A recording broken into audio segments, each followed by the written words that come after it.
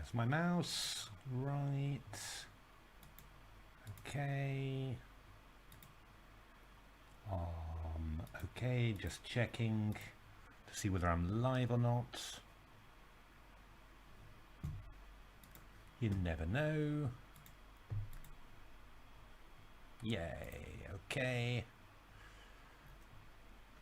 It's not for kids, as we've got to say, and it should be starting soon. Hello everyone. So it's yeah, I had some time off work, but I'm back at work now, so that's why it's a little bit more tricky to do a stream. And it's actually all action tonight because I did a stream on the British Championship.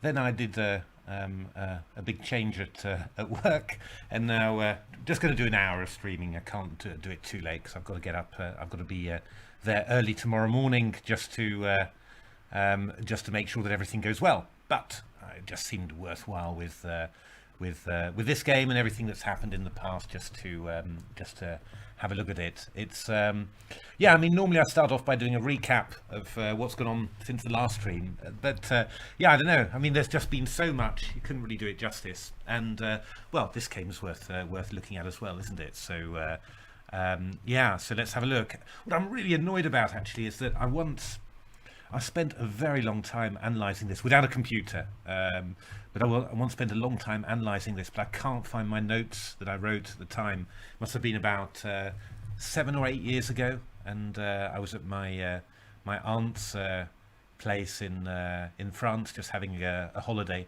and I just had a chessboard and an old book of Steinitz games. So I just started analysing this stuff. And well, I'm sure it was all pretty terrible, really, the analysis, but still, would have been nice to see what I made of this.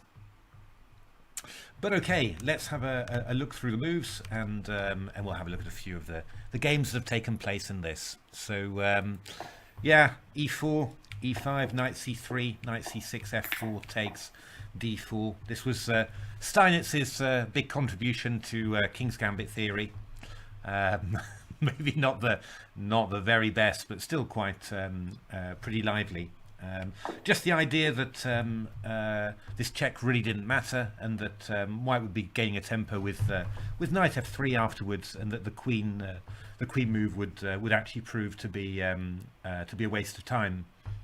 Yeah, I mean, a bit of a strange idea, of course, but not so stupid. I mean, we see many variations now where you're just very concrete. You know, you just say, okay, you've got a check, but what's it matter? I'll develop fine afterwards. And I think that was the you know, kind of the biggest contribution of Steinitz, really, that he showed that chess could be a very concrete game where you know, general positional themes were important, but could also be ignored. And yeah, I mean, he was yeah, sort of known as a kind of you know, developer of rules and all that, but he was actually I think at heart he was yeah, he was a very concrete player. So d5, this is the most aggressive line that Black has. Maybe not the best one, but it's certainly the one that tries to blow everything up. Bishop g4 check, knight f3, and I think that here there are various drawing lines. I mean, I think something with bishop f3 and then queen e7 check, queen h4 is known. So if you want to have an exciting game, you have to take the game a little further. This is a piece sacrifice, and then bishop c5, attacking the pawn on d4, and of course it's pinned to the queen by the rook on d8. So c takes b7 check, king b8, knight b5, and Steinitz was definitely the main exponent of this. He had 5 games in the database from this position. So and yeah, I mean, he tried various things in actual fact. So after knight f6, let's just have a little look at what Steinitz tried, and what Lasker tried as well, because Lasker had this twice as well. So in this position, after Matthew, at least I'm on the right screen there, knight f6. So Lasker tried the interesting move b4, to distract the bishop away from attacking the d4 pawn. That's yeah. Well, it does seem a bit fanciful, doesn't it? Really, you know, it doesn't really seem like you've got the time for that. And well, against W. Shipley, I'm wondering whether this is Emmanuel Lasker or actually Ed Lasker. I'm actually wondering. It seems a bit unlikely that Emmanuel Lasker would do this somehow, I have to say. But b4 was one move not successful. King d3, that was Steinitz's first attempt, and yeah, it seems that E. Lasker again played it against W. Shipley, and again suffered with it. But bishop f5 check, king c3, knight e4, king b3 was Steinitz's, one of Steinitz's first attempts, and then queen f6, and then this seemed to go quite badly for black players who seemed to play it pretty much against all the time against W. Shipley. I think American guy, I think. I'm not 100% sure. But Steinitz tried c4. Sorry, Lasker tried c4. Steinitz tried queen e1. But it all ended up in tears. Steinitz, for example, this was one of Steinitz's games, and well, yeah, it's just that normal thing that with the king on c4, yeah, pieces end up dropping off, and well, sometimes that piece is just your king. So and that's actually what happened. But Steinitz came up with the improvement c3, reinforcing the pawn on d4, and yeah, you know, freeing the path of the king to come to c4. So what do we get there? We got rook h8 check. Yeah, a6 was successful in a game in 1886, but well, I guess that kind of it wasn't entirely due to falling for this one was probably not such a good idea. But rook h8 has been played, king d3, and now this is where with our game with the game of Stockfish Leela, we part company with the 19th century. Bishop f5 check, king c4, bishop e6, king c5, a5. Actually, that's a gorgeous idea. I think this was the position that I analysed. I spent all this time analysing. Yes, this was it in actual fact. A gorgeous idea, a5, stopping the king coming back to b4, and you're going to try and check somewhere in order to deliver mate. Knight takes c7, we see this idea. It frees b5, the path b5, a4 for the king, which is quite nice. Queen h5, knight e5. I seem to remember that if we go queen d1, we go, I've got to get this one right, but I think it's, was it knight takes c, it was knight c6 check, wasn't it? Because king c7, we've got bishop takes f4 check, and the queen is taken on d1, and king b7, we've got bishop a6 check, which is also working, king c7, bishop f4, and then rook takes d1. And yeah, you still get checked a little bit, but you can always, you're coming round here and then here. Once you take the queen, that's very important, and you're proving safe. So knight e5, you don't take the queen. Then you've got a couple of ideas. Morgan against Shipley, knight e4, rook d6 check, bishop check, rook e6, knight d6, queen d1, b3. Yeah, this is a crazy position, which apparently is, if I'm remembering it right, this was apparently all right for white. Doesn't really seem possible again, but well, number of pieces you've got. King a3, the king's safe, and well, you've just got way too much material. Knight e5, knight d7 check. I remember analysing this one. Bishop f4. This was the great idea. Just and after queen takes a1. Now I can't remember whether this is absolutely correct, but king a6 was the incredible idea. So protecting the pawn on b7 and threatening knight c6 with mate. And you know, problem is that if you go king takes, You go knight check takes and bishop b5 check, and then you pick up the queen afterwards. So king a6, knight takes e5, knight e8. I remember analysing this one. I can't remember anymore what the conclusions are, but this was a pretty good one. Bishop c4, queen takes h1, bishop d5. If bishop takes d5, we have bishop takes e5 mate. So black went queen f1 check, king b6, queen f4, bishop e6, f takes c6, and I imagine that that was just a win for black somehow. So somehow here it went all wrong. But I think this, if I remember right, this was actually pretty good for white, this line.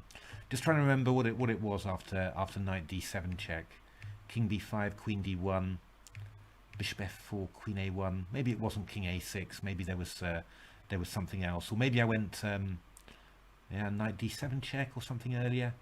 I can't really remember this. I might have a little look later. But that's basically the theory of the line. You know, this beautiful line with this a5 stopping the king, and then you just keep on going. And well, it didn't work here, but that's still a pretty beautiful line, isn't it? Really, even if it doesn't work.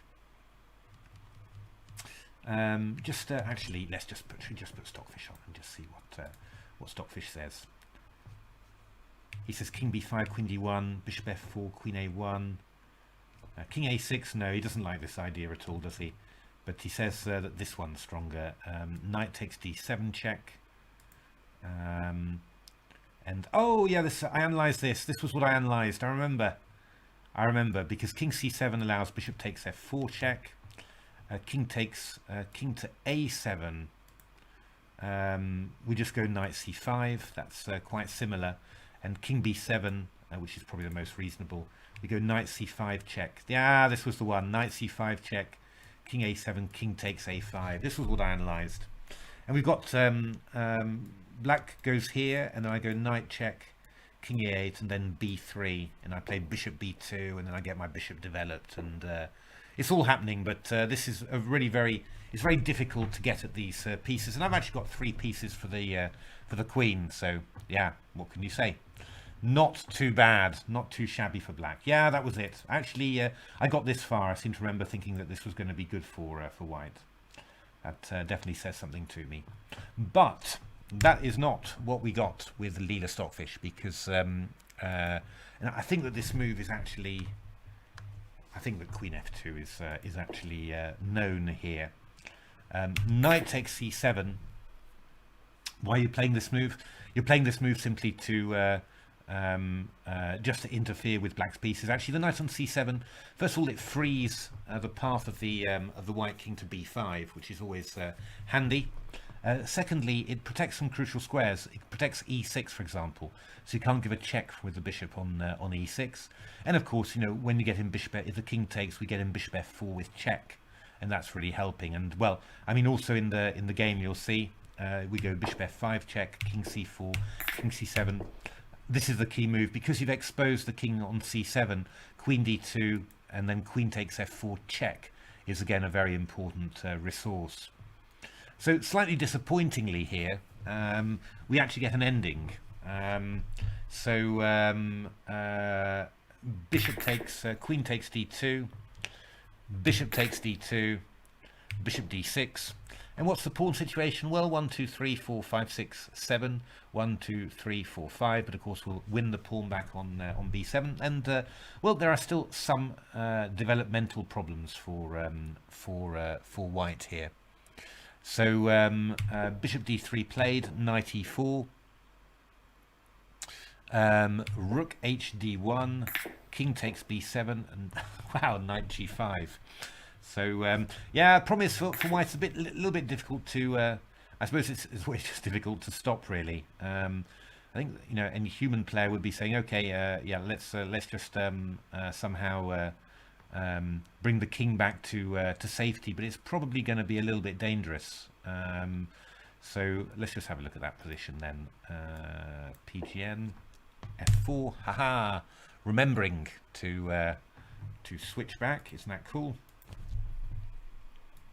Let's do a new game. Paste PGN, import. No, that's not right. Close. New game. Sorry, I'll just don't know where that PGN came from. We seem to have to do it twice. There we are. Import.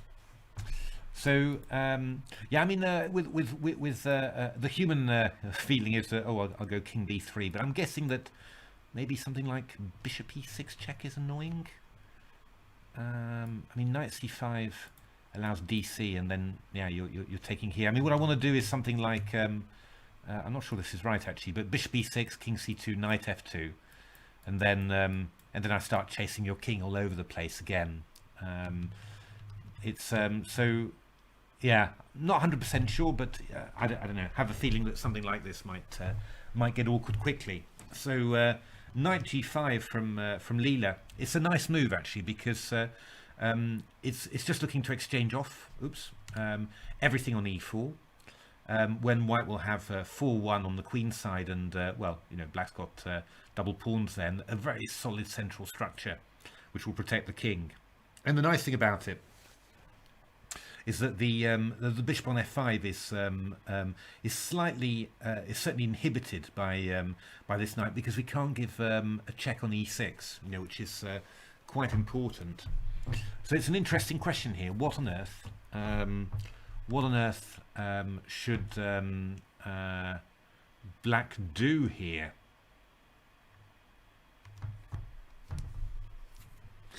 And that is actually a pretty good question. I mean, there seem to be lots of tactics somehow with a knight discovery against here, but they don't actually seem to be that effective. I mean, I'd really love, pardon me, I'd really love to somehow to replace this bishop with a pawn on f5. You know, that would be a very nice thing as well, but I don't really see how it's happening. I mean, if there was any justice in the world, we would be able to do something like this, but there's nothing. I mean, this is there's not even any perpetual or anything. It's just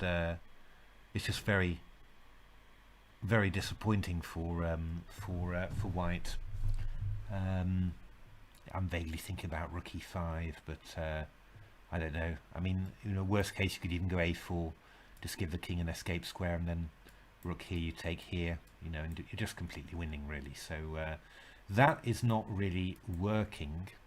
I mean, anything like knight f2, we just take on f5, you know, and takes is just winning for White with 2 pieces for the rook. Oh, actually, I've even got bishop c8 check. So that's not working. So I do sort of wonder, what on earth is Black supposed to do here after knight g5? That is a very good question. Let's just have a look. What on earth is? Does Stockfish have anything clever, or?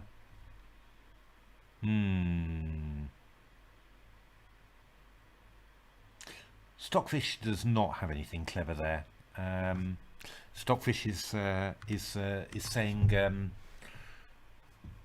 rook c8 check, king b3, knight takes d2, rook d2 takes f6, and rook e2, which is basically a not very good endgame for Black. I mean, basically Black's a pawn down in the endgame. The big, yeah, I mean, the slight question is whether will Black be able to create some counterplay with g5, g4? It's possible. You know, if you go rook d2, I can maybe go rook e8, rook d1, g5, this sort of thing. And if I take rook d2, probably you just come here and then go g4, and you're going to have some sort of counterplay there. Whether it's enough, really, I don't know. But White's, I don't know, maybe you come here to stop the White king from getting active. Yeah, I mean, it's not totally lost, I think, for Black. There's still some sort of fighting chances, but yeah, a little bit disappointing that there's there's nothing more there. Yeah, I mean, the big problem is that after knight takes c7, it just seems to be really hard to avoid the exchange of queens. That's the thing. I mean, basically, whatever you're doing, king c7, we're just going queen d2. That's the really annoying thing about it.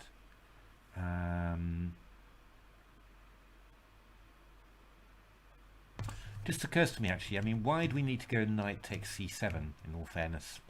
What would happen if we just went queen d2 straight away? Is there something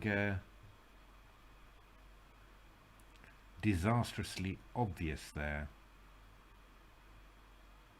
Just occurred to me because I was thinking after knight c7, king c7. Are we going queen d2 here, or are we doing something else? Is it bishop f4 check maybe? I'm not sure. It's just queen d2 rook e3 check just occurred to me somehow, which seemed quite dangerous, because if king c4 I go bishop e6, and knight e4 for example would be something like that. I mean, I'm not quite sure what happens after king b5. Bishop d7 check, draw by repetition, because you can, yeah, still this one's very dangerous. Let's have just have a quick look. Was this I'm just wondering whether this was whether this ever got into the wondering after takes queen d2 with a rook e3 check would be a possibility. I suppose. Oh, pardon me. They're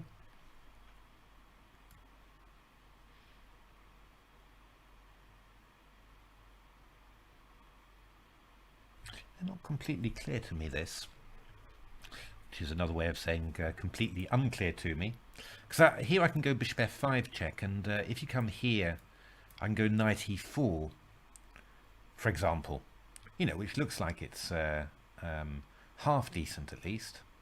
I mean, I'll take just check here, and then I'll take on h1. I mean that. Well, I'm just winning basically. So now, I mean, I could go king b3.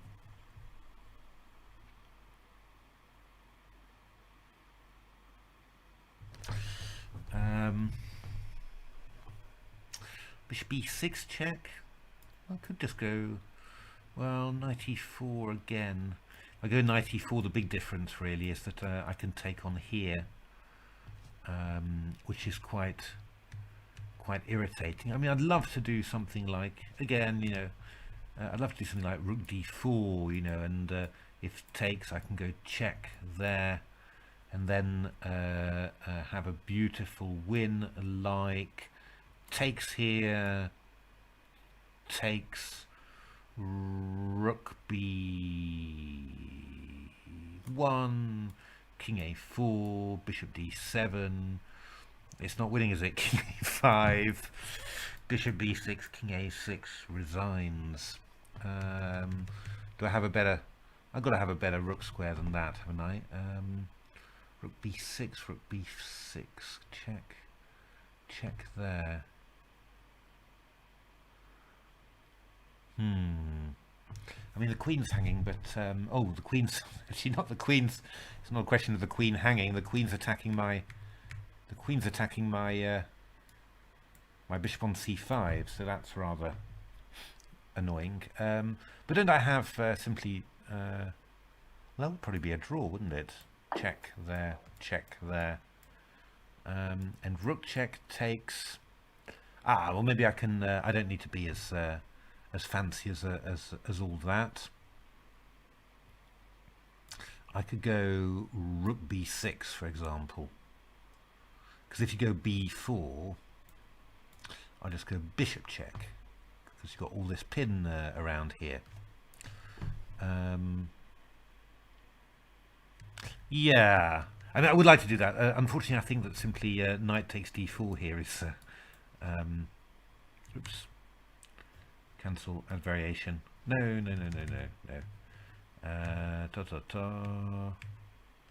Sorry, what am I doing here? I've lost variation. So king here, rook takes d4. Yeah, I could just play knight takes b4, I think, and yeah, probably that's just it really. So all these brilliant variations, but they're not really achieving anything. So it looks like after here, king b3. Yeah, I mean I could go bishop e6. That's always possible. But I imagine that I can just go bishop c4 actually, which seems excessively calm. But after takes, yeah. If I go rook e2, I could probably go queen f4. Though there is bishop d6 there. Not so clear. So okay, well, rather than let me struggle all the way, let's get the boss onto it. Ha! All right. Well, yeah, it might have taken me some while to be sure about this one. He's saying, yeah. Oops, sorry. He's saying, move forward, my trusty steed. Sorry, let's just lock the engine on there. He's saying king c2, bishop f5, king b3, bishop b6, king a4. Bishop d7, king a5, end of story. Because after bishop b6, we've got we go back to b4, knight d5, king b3, and we've still got the exchange of queens happening here. So yeah, that's not really working, is it? So rook e3 is not a good move. You can just yeah, I mean you've got to give it to Steinitz. I mean these central pawns here, b2c, or rather this pawn chain, especially c3 d4, is really giving the king beautiful escaping chances. And yeah, the fact of course that the king is able to run for the hills, c4 b5 a5 is another very big advantage here. So let's have a look. What else have we got here?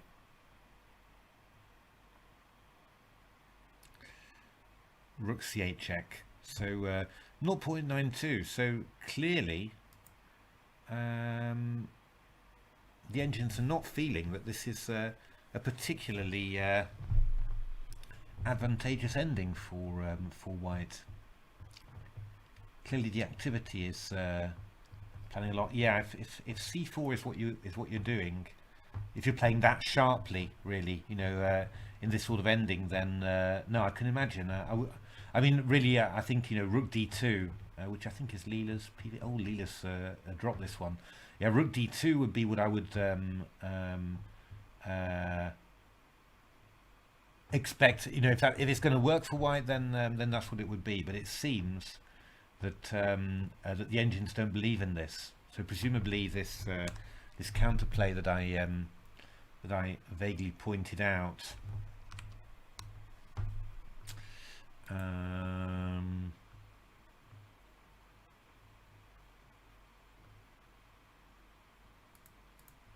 Here, rook c8. Oh, pardon me, g5 takes, and then rook somewhere maybe, and then you push the pawns with g4 somehow. Not quite sure how, to be honest, but something like this. Then yeah, this sort of counterplay is presumably just completely decent for black. Might be better actually to. You might be better off even just playing a move like rook here actually, and you know, basically keeping the two rooks. White can't challenge, and then you just go g5 and g4, and that would also make it more difficult for white to activate its queenside majority with a pair of rooks on, with two rooks on. Yeah, okay. I mean, this is yeah, this is possibly quite true in actual fact. So it really looks like this is happening. But well, as we've seen in the in other Sufi games, 0.49 for Leela and 0.91 for Stockfish in the sort of the middle game, when already quite a bit has happened. that's not really, yeah, that's not really enough for a win. It's we're really seeing a lot of position with these sort of valuations. These positions are being held quite regularly. So yeah, it's an interesting question as to what evaluation really do you need for Leela to beat Stockfish and for Stockfish to beat Leela. What's a guarantee of that? I have the feeling that it's getting higher and higher, really. That because I mean our evaluations have been between 0.3 mostly. I mean, obviously I had a couple of aberrations, but mostly 0.3 to 0.6, something like that. Yeah, I mean we have had quite a few wins, so but it's obviously not so. Yeah, it's not quite so clear really. But I do think that it's very dependent. That if you've got 0.48 at move 13, that's really of a completely different value to 0.48 here. I think if Leela's going to win, it should be at 0.7 or something by this stage, I think. So, but it's very hard. Yeah, it's not always easy to guess whether a 0.4 in the opening is one with an upward trend or with a just a sort of a static trend. And that maybe 10 or 15 moves later you've still got 0.4. Leela still thinks it's a decent position, but it just means a lot less because obviously the possibilities for developing your advantage are decreasing all the time. So this is quite interesting. The interesting thing is, what would are we going to see anything different when Leela plays black? Because I don't think so. Because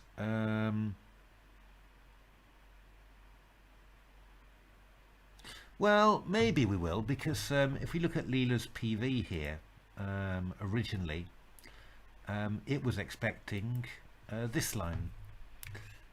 It was expecting to be chased all of the way here, which, to be honest, is a lot, quite a bit more, risky than what Stockfish did. I mean, Stockfish, just seemed to almost seemed to stop halfway with its chase of the king, and then just cut and run and try and get the ending.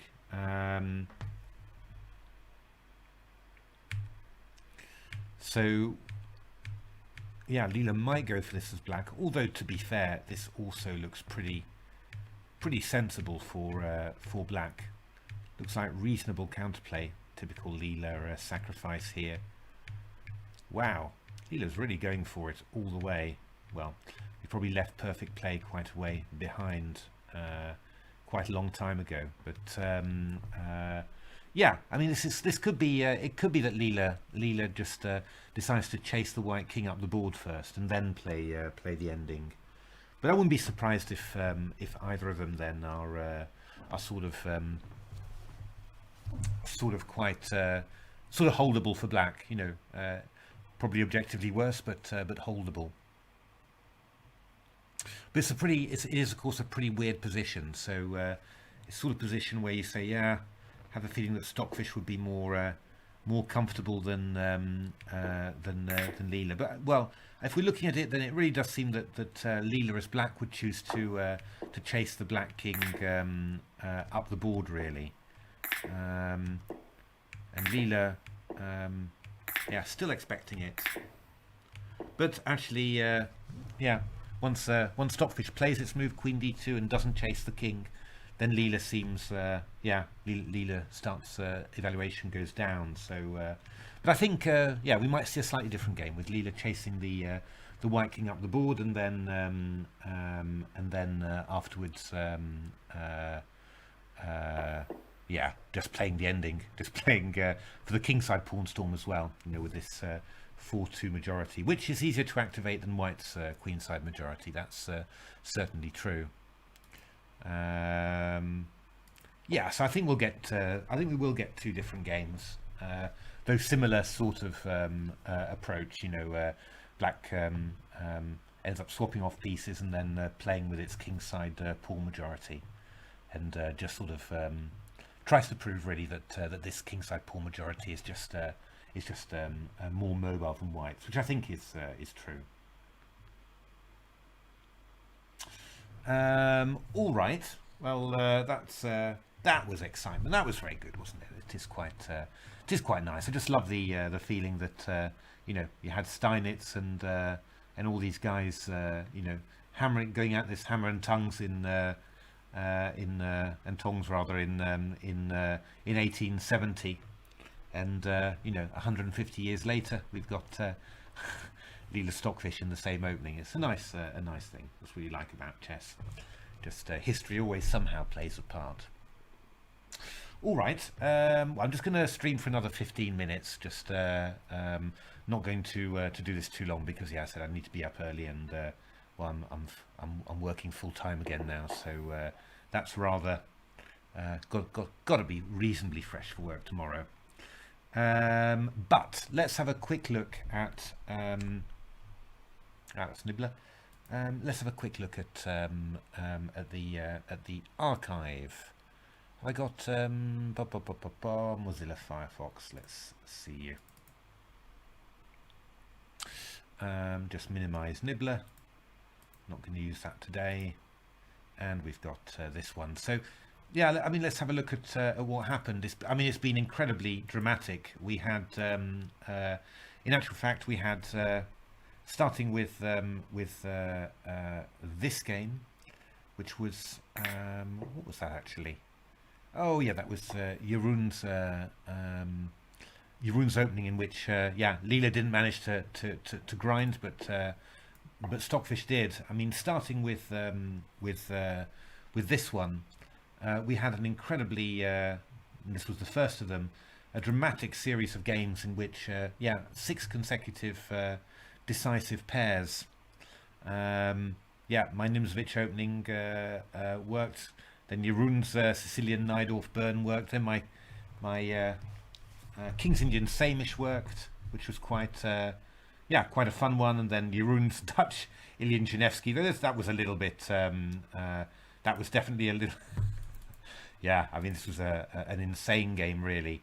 I think anyone who was present there will remember this. I mean, I just sort of think that this was more or less unlosable for black, because as soon as you go g4, you exchange off bishops, and then you move your knight to f5. I mean, but what actually I don't really understand what happened, but somehow, after g4, this was what happened. Stockfish organised itself beautifully, of course. That it could play bishop g6, so it didn't give black the chance to take and establish a knight on f5. I mean, this was very clever.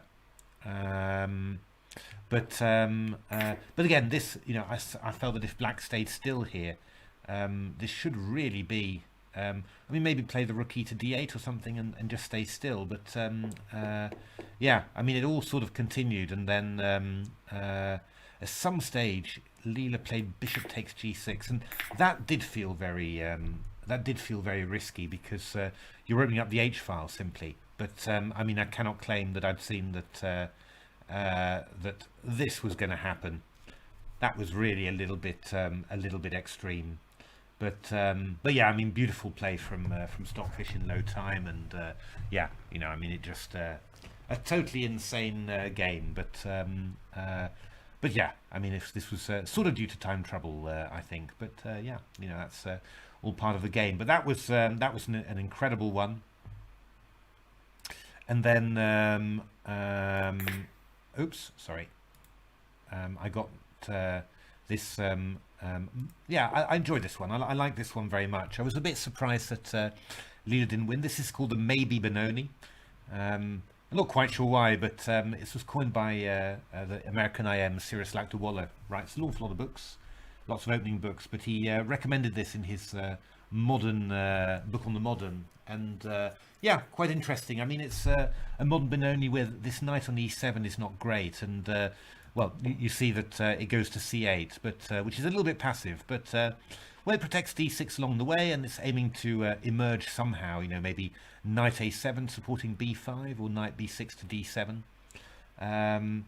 yeah, I mean Stockfish suffered, but held it, and then um, yeah, amazingly won uh, the reverse, and yeah, a little bit surprising how it all happened really, but yeah, Leela went for a pretty sharp line, and just got hit by one of these lines, and found it couldn't stop the D pawn at all, which to be honest, you know, from a human intuitive point of view, is not so strange, but yeah, it was maybe yeah, felt a little bit unlucky somehow as well also.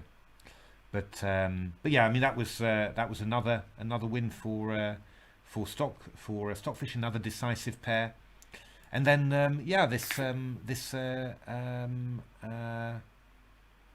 it was six, or was it seven actually? I'm losing count. Which was Jeroen's opening again, and yeah, I thought this is a very nice Sufi book thing. It's been played by human grandmasters. It's you know, obviously a bit on the edge, but not lost, you know, or busted or anything like that. I mean, it's just blacks taking risks, and yeah, Leela played very very well, and when Stockfish sort of went a bit bananas with its tactics and got its rook just yeah, caught out on the side, that was writing was on the wall, and I thought that Leela played extremely well in holding it. I thought yeah, pawn sacrifice just in the early middle game, and then just holding it afterwards.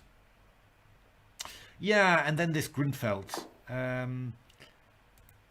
Yeah, I mean it's a very interesting line. It's the line that Stockfish Classical always chose with the Grunfeld. It always chose this line, and I've had many training games against Stockfish with this, and I've actually even beaten it a couple of times. I think a couple of times.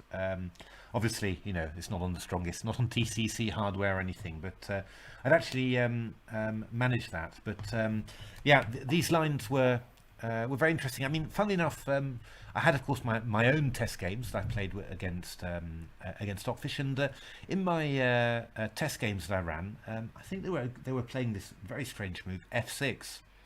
So which seemed quite odd, but yeah, on the TCC hardware they just played into the main line. This is quite risky, this one. You know, I mean this bishop is getting very close to being trapped with g4. This queen is quite short of squares, but yeah, I mean both very interesting games, I thought. You know, pretty entertaining, but especially maybe the Stockfish one, but yeah, somehow doesn't seem to be any more than a draw actually.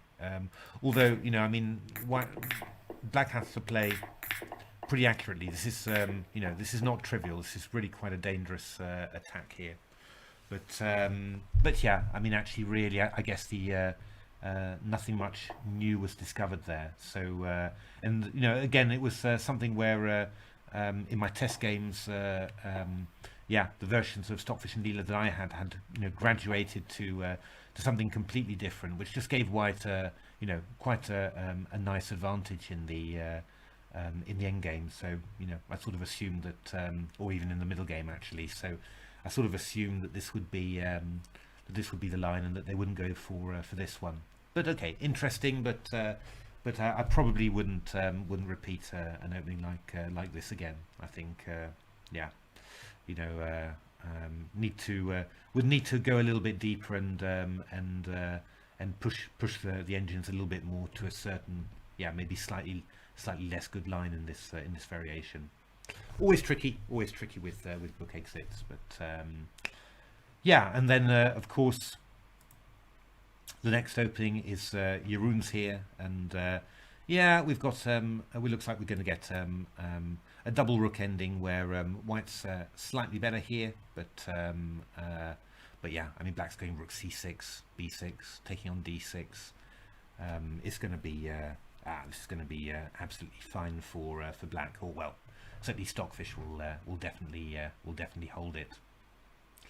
So yeah, so we're going to get another game like that, which will be, I think, similar but not the same. I think Leela will chase the White king up the board, and then yeah, looking at what's to come. in the openings. I think we've got some pretty good ones, really. I'm quite. I think that my next opening. Let's have a quick check what it is. Just make sure I'm not sharing that with all of you. No, that's fine, because we don't want to give away all the secrets. But yeah, I mean, looking at my next opening, it's actually it's one I've done a massive amount of analysis on. But yeah, I think despite that, it's quite a high book exit, and should be very interesting, I think.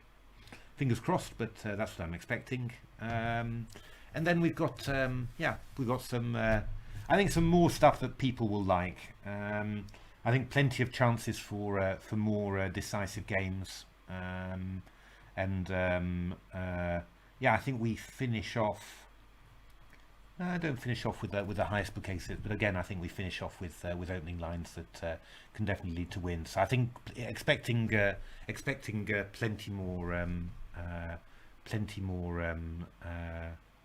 decisive games still in this Sufi.